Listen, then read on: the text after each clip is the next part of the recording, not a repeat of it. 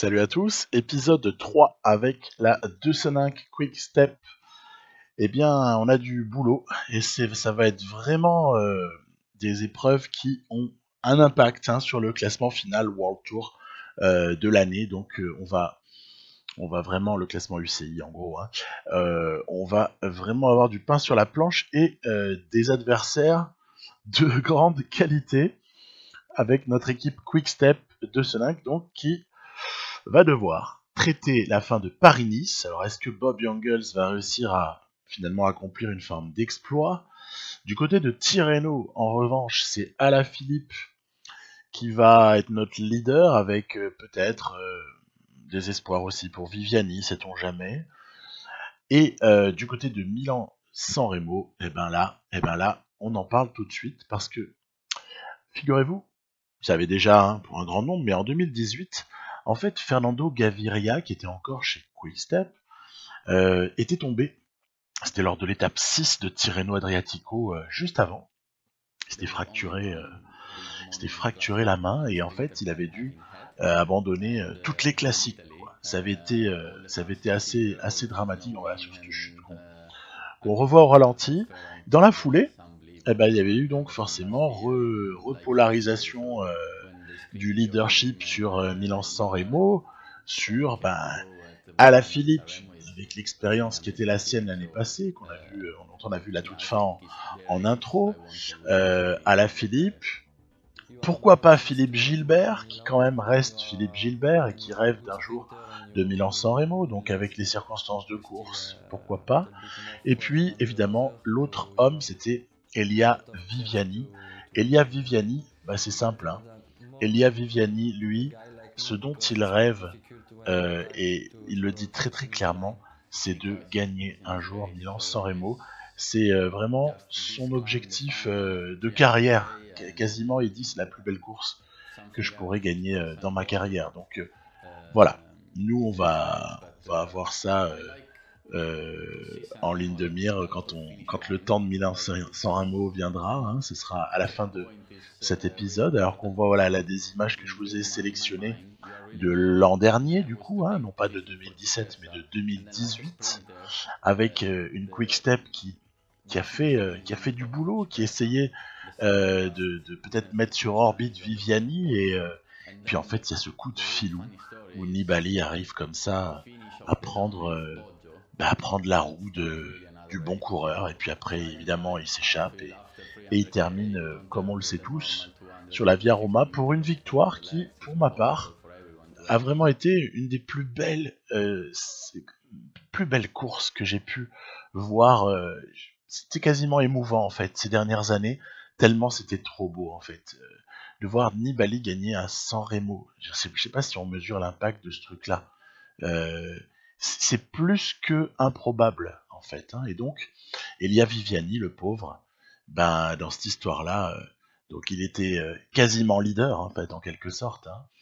Et puis il se retrouve, 19e, 19e de ce Milan-San Remo, il va finalement pas avoir été en mesure, là, l'équipe Quickstep, de d'empêcher Nibali de faire ce qu'il a fait, c'est-à-dire un énorme opportunisme, une énorme capacité de lecture de course, et puis voilà. Donc, on traitera de ce Milan-San Remo juste à la fin de l'épisode, parce que je veux quand même respecter la chronologie des opérations, c'est normal. On s'était quitté après l'étape 5, c'est-à-dire l'arrivée à Mende de ce Paris-Nice, je rappelle, édition 2010, et l'étape 6, ensuite, c'est une étape de transition vers une étape 7 qui peut peut-être nous réserver des événements de course, on verra, ce sera justement tout l'enjeu. Donc, on avait finalement Bob Jungels,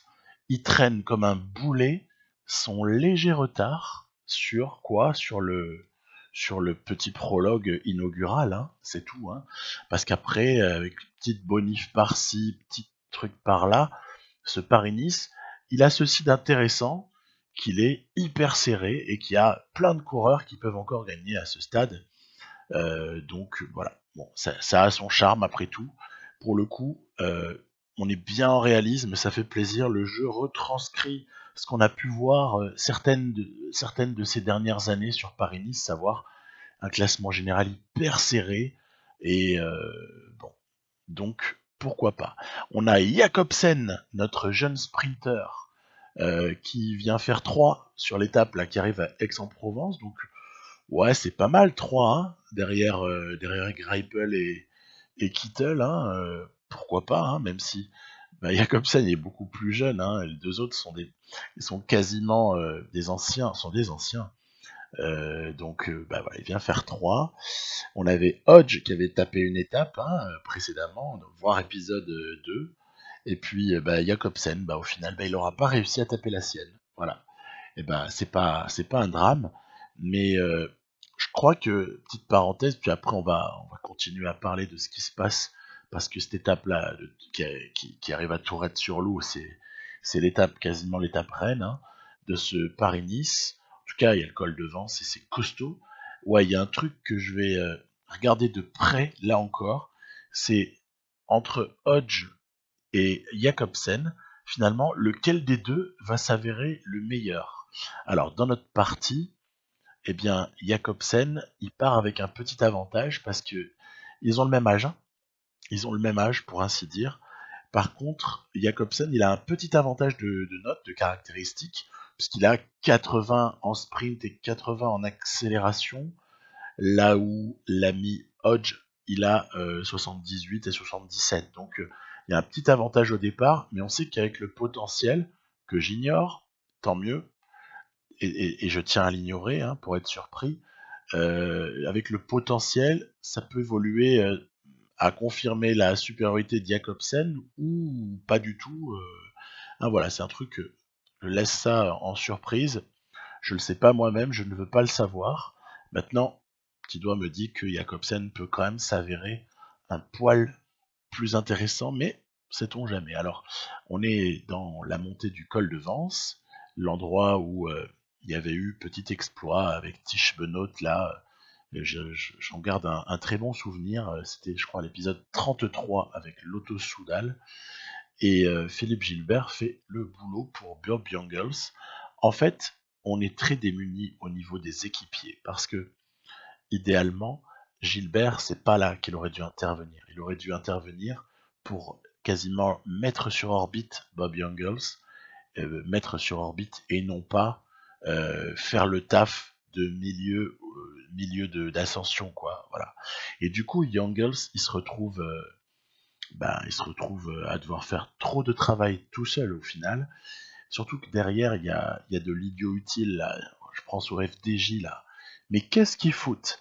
Ils peuvent pas laisser bosser la Sky et la Bahrain Merida de Juan Dennis. Pourquoi est-ce qu'il faut ils ramènent les leaders comme si ces derniers n'étaient pas assez forts? On sait déjà que Geraint Thomas a l'air d'être juste un monstre sur roue. Et en plus, il y a des gens qui se trouvent là pour faire le boulot, alors que, honnêtement, Pinot, il est largué au général, il est à 1,40, je veux dire, jamais il gagnera, quoi. Donc là, il y a un fail de l'IA, hein, quelque part, parce que ce serait sympa qu'à l'avenir, que ce soit un PCM 2019 ou un PCM ou autre chose 2019, je sais pas si ça changera de nom, euh, que l'IA, elle soit un poil plus développée, presque dans ce que je qualifierais d'une forme de vice, à moins qu'on puisse l'appeler aussi tactique de course, intelligence de course, stratégie, afin de finalement, à des moments, prendre des paris, prendre le pari qu'un humain va prendre lui, hein, le directeur sportif va se dire je roule pas à tel moment, on va laisser les autres bosser, etc. Voilà, ce serait rigolo d'introduire une variable aléatoire au final dans la paramétrisation, dans la programmation des algorithmes du jeu. Ce serait intéressant d'introduire une variable aléatoire qui puisse prendre en compte ce genre de truc. Voilà, je lance, je lance une bouteille à la mer, on verra si un jour c'est réalisable, ce serait génial. Puis là, Valverde va encore nous faire de la course intelligente. Je me suis un petit peu attrapé l'autre jour là sur les commentaires. Non, excusez-moi, Valverde n'a aucun panache, en tout cas n'en a pas beaucoup.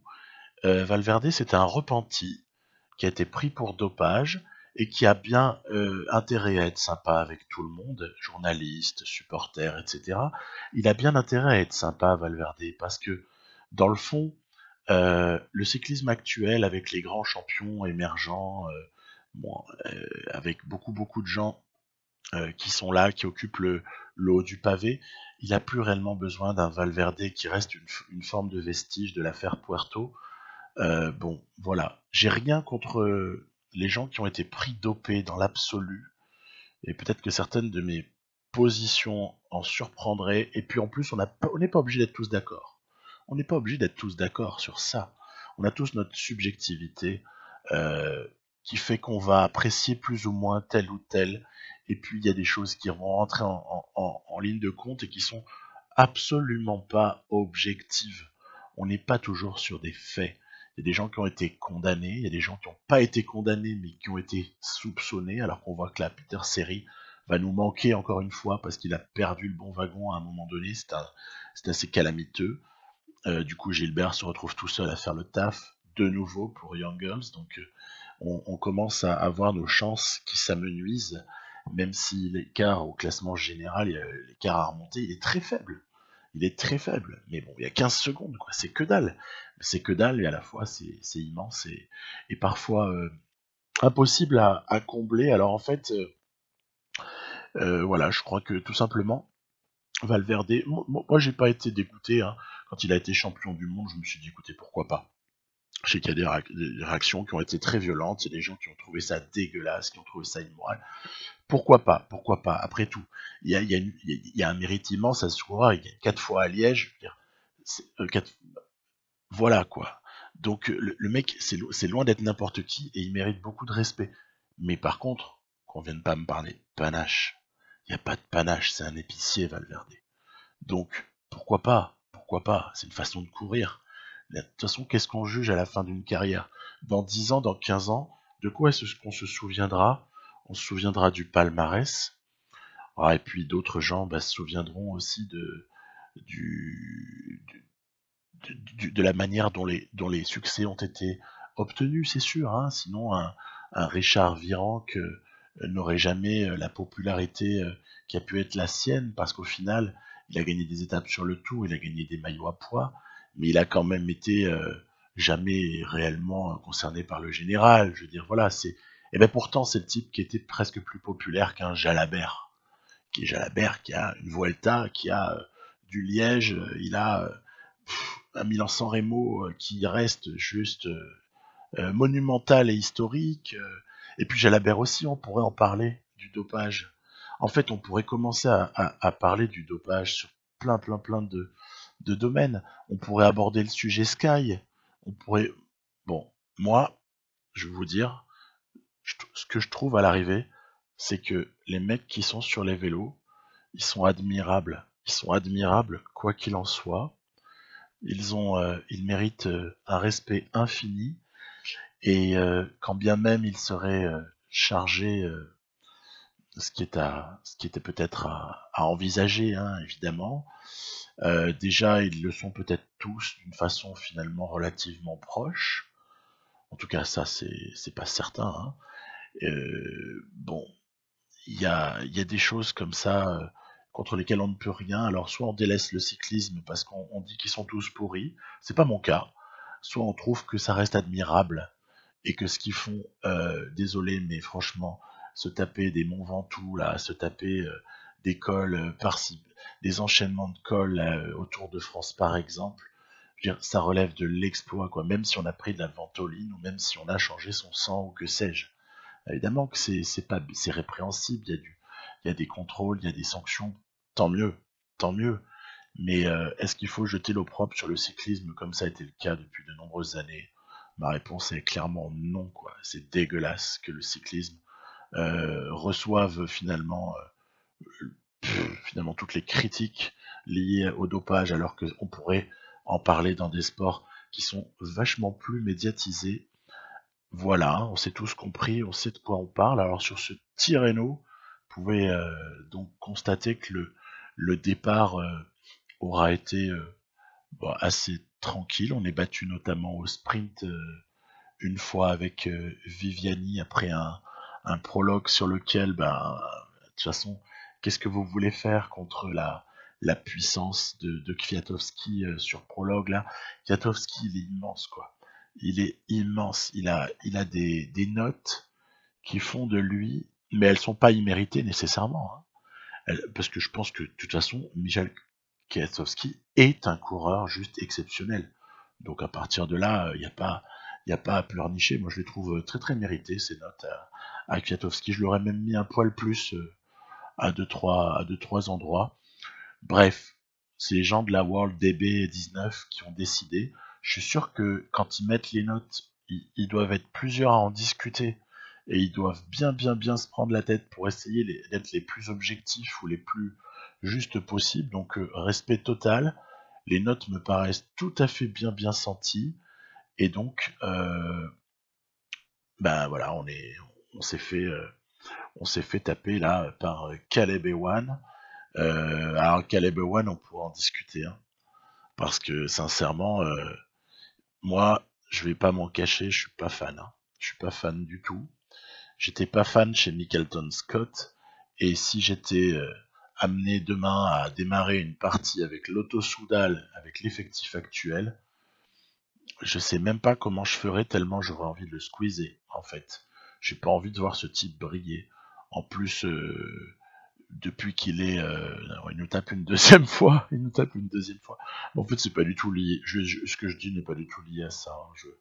J'avoue que c'est pas du tout en lien. C'est dans l'absolu en fait que Caleb Ewan, ça me branche pas. Voilà, tout simplement. J'aime pas son style en fait. J'aime pas du tout. Je suis pas fan. Et puis alors j'aime pas le côté. Peut-être que c'est là encore un truc supra-subjectif. Là, il faut toujours être honnête, hein. Je n'irai pas que c'est hyper subjectif, mais j'aime pas. Délicat à dire, mais je trouve que un sprinter, j'aime beaucoup quand ce mec, en fait, il a autre chose, il a un petit peu autre chose à côté que le sprint. Je donne un exemple, John Degenkolb, qui se tape un doublé Milan-San Remo Paris-Roubaix en 2015. John Degenkolb, c'est quelqu'un que j'adore. Parce qu'en fait, et pourtant, à un moment donné, c'était le meilleur sprinter du peloton, hein. Je pense notamment à une Vuelta où il prend 4 étapes là. Je sais pas si c'est 2014 ou quelque chose comme ça, ou 2013, mais il y a un moment donné où c'était en plus le plus rapide. Le mec ensuite est allé chercher des monuments, il est allé chercher des victoires qui marquent l'histoire du cyclisme, hein, nécessairement. Et puis c'est vrai que maintenant il va moins vite, il va beaucoup moins vite. J'adore Degenkolb. Parce qu'encore une fois, pour moi, c'est important de savoir faire un petit peu autre chose que du sprint pur, même si le sprint, c'est difficile. Et puis, c'est toute une science pour une équipe d'arriver je dirais, mettre en place une stratégie pour que les mecs soient capables de bien s'amener les uns les autres pour qu'ensuite vous ayez votre sprinter qui conclut. C'est une science, c'est un art quasiment, hein. Attention, faut pas le mépriser, hein. Il n'y a pas que les grimpeurs qui sont valeureux, hein, ni les punchers, hein. C'est ultra valeureux, à mon sens, d'être sprinter ou d'être une équipe qui est comme ça axée sur le sprint. C'est magnifique, puisque c'est une forme d'art en tout cas, art cycliste. Mais c'est pas mon truc. Et Caleb Ewan, je le vois plus comme un petit voleur en fait, un petit voleur de poule. Voilà, c'est un petit voleur de poule qui va comme ça aller prendre des roues. Et après, on peut pas lui en vouloir, hein. Le mec fait ses trucs, il a envie de gagner, hein, bravo, hein, respect, hein. Mais voilà, c'est pas mon trip. À la limite, voilà, je serais beaucoup plus fan d'un Arnaud Desmar. Arnaud Desmar qui essaye d'aller chercher autre chose que du sprint. Et pourtant, Dieu sait si c'est un très bon sprinter. J'aime bien aussi le sens qu'est en train de donner Christophe Laporte à, à sa carrière, puisque Laporte, bien qu'ayant très vite au sprint, Laporte, il a cette... regardez, il y a encore 2 semaines, là, à Bessèges, il arrive quand même à aller gagner un prologue, quoi. Enfin, un contre la montre court. Il remporte l'étoile de Bessèges. C'était quand même hautement improbable. Euh, Ouais, j'aime bien les sprinters qui sont capables de faire autre chose que du sprint pur. Voilà. Et puis notre Alaphilippe, eh ben, il est venu pour gagner une étape sur Tirreno après avoir tapé les Strade Bianche à l'étape précédente, à l'épisode précédent. Il a donc chopé Strade Bianche et il va chercher une étape sur Tirreno. Pour moi, le contrat, il est rempli déjà. Voilà. On a vu que Michał Kwiatkowski est venu chercher une deuxième place qui, on va s'en apercevoir de suite, au niveau du classement général, est supra importante. Pourquoi est-ce qu'elle est supra importante? Parce qu'elle lui assure, temporairement en tout cas, la deuxième place. La première place, pardon, et à devant Alaphilippe. Donc en fait, 11 secondes, c'est que dalle. Il aurait suffi que Alaf arrive à appuyer un poil plus ou que Fiat soit en rupture pour que le maillot soit sur les épaules de Julien Alaphilippe. Ça n'a pas été le cas. Et encore une fois, j'en accepte, alors là, pour le coup, très très facilement l'idée, parce que Kwiatkowski, pour moi, il est monstrueux. Il est monstrueux, et sur ce type d'épreuve, j'ai pas de mal à concevoir qu'il soit supérieur à un Alaphilippe qui n'est absolument pas sous pic de forme, hein, puisque moi je l'ai programmé pour le Tour du Pays Basque, le pic de forme. Je veux qu'il intervienne à ce moment-là. Et donc, bah, voilà, on va pas s'affoler. Ça n'empêche pas d'être compétitif avant, mais faut miser sur la chance finalement au niveau des formes du jour. Voilà. Donc on a aussi sur ce Tirreno, on a une arme de choix. Hein, c'est Enric Mas en fait. Enric Mas, il est prévu sous pic pour la Catalogne, mais je l'enverrai quand même faire le tour du Pays Basque en tant qu'Espagnol déjà, et puis il peut espérer hein, sur le Pays Basque jouer un petit rôle. Donc on retrouvera Alaphilippe avec Mas à cette occasion-là, et dans l'immédiat, bah, c'est sûr que Mas, c'est pas son objectif, Tirreno. Hein. Donc à des moments, je vais le préserver, et puis à d'autres moments, je vais lui demander de travailler un petit peu pour Alaphilippe. Vous avez vu et vous verrez aussi que la plupart du temps, Mas aura été le dernier à être en capacité d'accompagner Julien Alaphilippe sur ces étapes un petit peu difficiles, longues, qui demandent beaucoup d'endurance. Mas n'en a pas énormément d'endurance, mais pourtant, il est quand même présent dans des fins d'étape comme celle-là. Stibar, en revanche, c'est justement l'occasion d'en parler, puisqu'on voit qu'il est en train un peu de caler. Alors c'est normal, il a beaucoup bossé, alors qu'on voit que c'est éparpillé. Hein, cette étape, elle fait très très mal. Hein. Elle fait très très mal. Notamment les Mickelton Scott là, qui sont aux abois. Mas, il est pas mal, il est pas mal du tout. Et j'en viens même à me demander comment se fait-il qu'il soit aussi présent sur le final alors qu'il n'a une endurance qui est quand même pas exceptionnelle. Alors vous voyez quand même là il a lâché, hein. Et un qui par contre m'a déçu plus que surpris agréablement, justement comme ça peut être le cas de Mas, c'est l'ami Stibar, Zdenek Stibar. Pour moi, Zdenek Stibar, c'est quand même un Flandrien, mais il est aussi issu du cyclocross comme d'autres.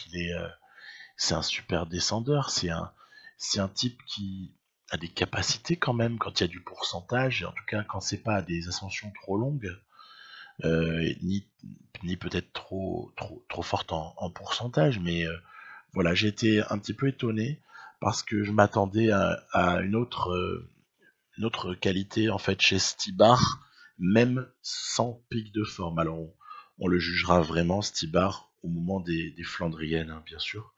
On va pas trop le condamner. En plus, c'est un mec que j'aime beaucoup. C'est un mec que j'aime beaucoup, Stibar, donc je serais assez déçu qu'il soit trop décevant, si vous voyez ce que je veux dire. Donc là, c'est une table sur laquelle Froome a récupéré un petit peu de temps. Mais au final, au classement général, pas grand chose qui change. Surtout que l'étape 6, vallonnée, elle encore, s'annonce peut-être comme intéressante pour nous, et puis peut-être un peu moins pour Chris Froome. Donc moi je regarde plus que Kwiatkowski à la limite, même s'il fallait en choisir un deuxième, Gianni Moscon, qui sont vraiment des forces importantes là de chez Sky sur ce Tirreno Adriatico. On voit que ça termine avec un petit circuit qui est répété 3 fois là, cette étape. Et donc, cette fois-ci, j'ai décidé un peu d'économiser les équipiers. Non pas que je veuille les reposer avant le lendemain, hein, c'est pas du tout ça. C'est surtout que je voulais les économiser en début d'étape pour qu'ils puissent être plus agressifs sur la toute fin, en fait. Voilà. Parce que j'avais un poil l'impression d'avoir grillé trop de cartes euh, sur des milieux ou des débuts d'étape. Voilà, on n'est pas dans un grand tour là, et puis on n'est pas avec 2 minutes de retard au général. Il faut pas avoir la même stratégie, et je crois que peut-être ma stratégie n'a pas toujours été optimale. Après non plus, je ne vais pas me flageller parce que je ne gagne pas haut la main, ou que je ne gagne pas tout court, hein, puisque ça n'en prend pas le chemin. Là, on voit bien que Kwiatkowski va avoir le même temps finalement que Alaphilippe. Pourquoi? Parce qu'en fait l'échappée est allée au bout. Tiens, petit coucou à Tim Wellens, hein, hommage à notre Tim Wellens chéri de la partie Lotto Soudal. Content d'ailleurs, il a gagné une étape hier en Andalousie, ça m'a fait la plus grande joie. Donc on n'a pas de bonif à prendre puisque l'échappée, hein, c'est partager les bonifs. On a le général qui aura finalement pas bougé, c'est-à-dire que Julien, il reste deuxième. Il reste deuxième derrière un Kwiatkowski qui est un monstre en prologue. Il est à 79 là. 79 alors que Alaphilippe, il est à 73. Donc je ne sais pas par quel miracle est-ce que on peut remonter, mais ne serait-ce que 11 secondes quoi, hein, sur Kvyat. Donc voilà, c'est un petit peu quelque part un petit peu résigné, hein, malgré un Lampard qui a un poil performé, un Mas qui n'a pas été ridicule. C'est un petit peu résigné qu'on aborde la 7e étape, hein. Pas le choix, hein, c'est un petit peu obligatoire. Froome n'est pas très loin, mais n'est pas spécialement un expert du prologue. C'est pas un spécialiste absolu du prologue, hein, Froome. C'est plus un spécialiste de contre-la-montre. En tout cas, un très très bon contre-la-montreur, si j'ose dire. Et donc le Kvyat qui part avec Alaf en ligne de mire. Voilà. On espère ne pas se faire humilier quand même, malgré la forme du jour affreuse. On est à -2. Parti, hein, ça fait partie du truc. Hein. On peut pas avoir que des +3. Hein. Donc voilà. Et puis Froome va en terminer. Lopez également. Nibali qui va venir compléter le podium de ce Tirreno. Voilà, on va tranquillement regarder le Kvyat. Voilà, il avait un très bon intermédiaire. Alaphilippe fait ce qu'il peut. Il n'a pas un très bon intermédiaire. Il va perdre du temps. Ça se voit tout de suite. Il va perdre du temps sur Kvyat. Il va perdre une trentaine de secondes. Notez Stephen Kung là. Il me plaît celui-là. De la FDJ là. FDJ, ils ont eu le nez creux d'aller chercher Kung. Parce que franchement, gros rouleur quoi. Énorme. Donc voilà, victoire finale. Bravo à toi, Kwiatkowski. J'adore ce coureur. Donc voilà, pas de rancune pour 2017. Et puis la Philippe, écoutez, deuxième, hein, voilà, c'est comme ça. Il va être deuxième de ce Tirreno. C'est déjà pas mal d'être deuxième devant Froome, Nibali, etc. C'est pas vilain. Et puis, on arrive enfin à ce dont je vous parlais en intro, à savoir Milan-San Remo. Alors Milan-San Remo, pour ça que j'en ai parlé au tout départ, c'est pour expliquer déjà partiellement ce que je vais faire là. C'est que finalement, on se retrouve dans une config très proche. C'est pas la même équipe alignée, hein, évidemment, mais c'est une config super proche de l'année passée. Puisque quelles sont nos cartes? Alaphilippe en puncher opportuniste éventuel, mais sans garantie, et l'ami Viviani. Et comme Viviani se retrouve avec +5 en forme du jour, waouh! Là, je me dis, écoute, on va faire tapis sur Viviani, et puis on va faire quoi? Alors, on va en fait protéger 3 mecs. Je vais protéger pendant 270 km environ, ou peut-être 280 km. Sur les 292, je vais protéger Viviani, Alaphilippe, et aux surprises peut-être, Jakobsen. Parce qu'en fait, ce Jakobsen est en pic de forme, Il a un bonus plus 3 ce jour-là. Il n'a pas une très forte endurance, mais j'ai envie de voir en fait ce que ça peut donner concrètement. En le protégeant, là on voit qu'on est dans la Cipressa. Et dans la Cipressa, le mec tient la route, quoi. C'est énorme. Alors il y a du Emirates là qui fait le taf devant, il y a tout le monde qui est... On sait que dans la Cipressa, ça s'excite énormément dans PCM. Mais on est là, hein, on est là, on est juste derrière en 20-30e position, on est juste là. Donc il y a no stress, on va juste profiter de cette descente pour se mettre aux avant-postes, pour ramener nos 3 blocs en fait. Hein, parce que je continue à protéger. Puis il y a un moment donné, voilà, puis après on se balade un poil quand même, hein, pour que vous voyez. Une absence notoire, sinon le reste est assez conforme à ce dont on a l'habitude sur Milan-San Remo.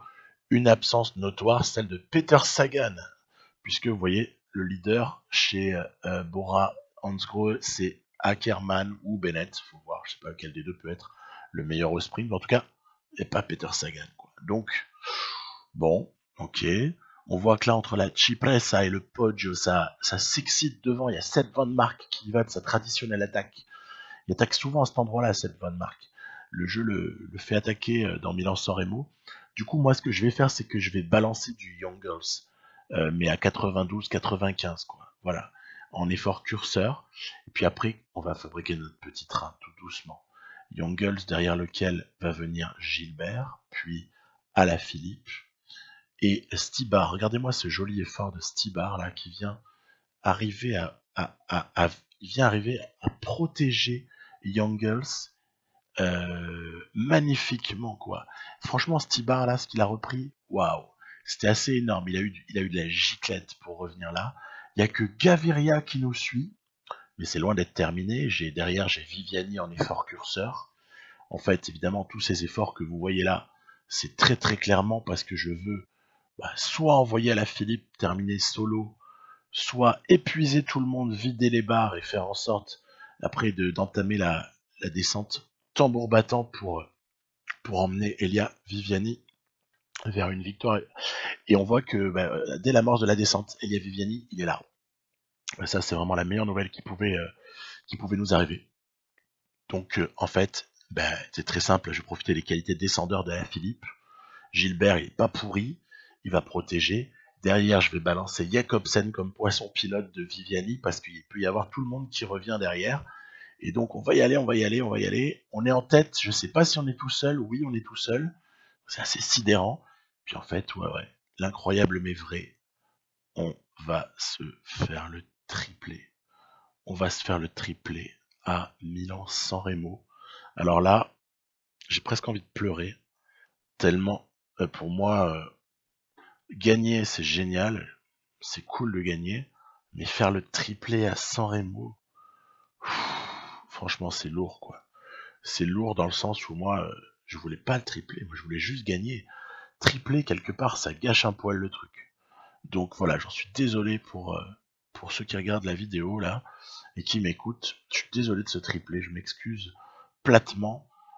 J'aurais voulu gagner, mais que ce soit peut-être devant un Gaviria, devant un, je ne sais pas moi, un Arnaud Desmar, peu importe. Mais j'aurais voulu qu'il y ait quand même pas un triplé quick step, quoi. Voilà, bref. Il a eu lieu. Alors, comment est-ce qu'il a eu lieu? C'est pour ça que j'aime bien utiliser les replays là sur les grosses courses, pour pouvoir un petit peu décrypter le pourquoi du comment. C'est aussi l'occasion des fois de comprendre le comportement du jeu. Tiens, vous avez vu Mats Pedersen là, il est présent dans l'échappée. Et cette mini-échappée, ce coup qui part là, avant le Poggio, en fait, il avorte dans l'œuf, à cause d'une part du travail des Emirates, hein, pour Gaviria, donc très légitime, bravo. Gros travail de Christophe notamment, hein. Mais pas que à cause du travail des Emirates, c'est aussi parce qu'en fait, les mecs, ils ont arrêté leur effort. Donc c'est assez relou, parce que sinon, c'était un joli coup qui partait. Là, vous voyez Rui Costa aussi qui bosse avec ses petits liserés arc-en-ciel, là, derrière Young Girls. Rui Costa qui bosse pour Gaviria, évidemment. Donc, Emirates bien présent. Par contre, pourquoi est-ce que les autres sont pas plus présents? Regardez-moi ça. Sur la poursuite là par Gilbert Alaphilippe de Young Girls, c'est-à-dire en gros ils prennent la roue que je leur avais demandé, ça a lâché derrière. Et qui est-ce qui a lâché derrière? pas Gaviria, hein, puisque lui il était bien, il a bien collé Gaviria. Ben en fait, ouais, c'est Kvyat, non, hein, qui a lâché au mauvais moment. Et puis, regardez là, c'est pareil. Tout le monde est apte à. Ils sont tous là. Il y a Groenewegen, il y a Kittel, il y a Arnaud Demar. Je veux dire, c'est Sacha Modolo, voilà. Et Christopher Froome, lol. Voilà. Piatowski, attention. Donc, a priori, là. Et en fait, je crois que. Enfin, j'émets l'hypothèse, parce que je suis pas sûr. Je suis pas sûr. Vous me direz ce que vous en pensez. J'émets l'hypothèse que Alaphilippe, par son immense qualité de descente, 83 hein, dans le jeu, par son immense qualité de descente, il a pas permis de renflouer les barres comme l'IA aurait pu peut-être l'espérer. Et du coup, à un moment donné, quand il commence à sprinter avec sa capacité d'accélération, il emmène Viviani et d'une manière totalement imparable. Et en fait, Gaviria arrive à choper la 4ème place. Mais regardez, c'est ça qu'il y a un dernier ralenti. Enfin, un dernier replay, pardon. Il y a quand même un truc qu'il faut m'expliquer. C'est ici, là, regardez. Gaviria, il produit un effort, il s'arrête. Oh là là là là là. Et évidemment, il se trouve personne pour réagir suffisamment vite. Et du coup, bah voilà, c'est mort. C'est mort pour l'IA. Donc bon, voilà.